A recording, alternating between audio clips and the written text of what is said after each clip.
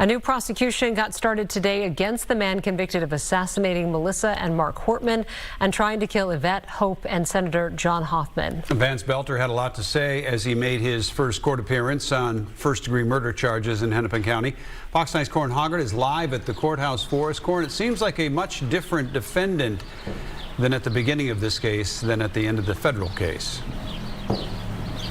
Yeah, Randy and Kelsey is a lot more talkative today. A couple of weeks ago at his federal sentencing, he barely said anything, just one sentence apologizing to the people whose pain he caused while not even looking at the people whose pain he caused. Today, he had a whole lot to say about some conspiracy theories, about his religious expression and religious freedom while he's been in custody, and especially about the health problems that he says he's had and he's worried will come back if he's forced to stay in jail here in Hennepin County.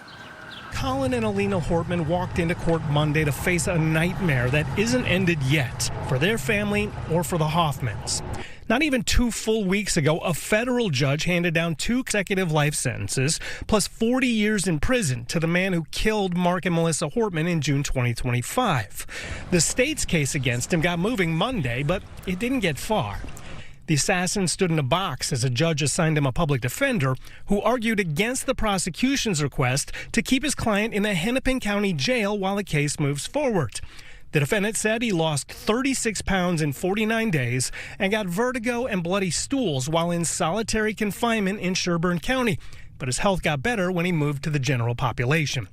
The Hennepin County jail has kept him in solitary again since his arrival last week. The assassin also complained about not being able to see a pastor in person since his arrest last June. Judge Juan Hoyos didn't make any rulings because nothing's been filed at this point. The victims and their families didn't want to comment specifically about the assassin's behavior in court.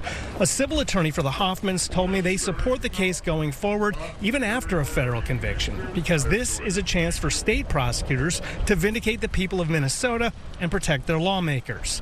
Matt Forsgren said, quote, "Today is the next step to ensure accountability. The state has an obligation, just as a federal government, to hold him accountable," end quote. Forsgren didn't want to engage in a discussion of how a state conviction protects from the possibility of a federal pardon, calling the thought disgusting and unthinkable. He said, quote, "A pardon would be as depraved as the acts of the defendant," end quote.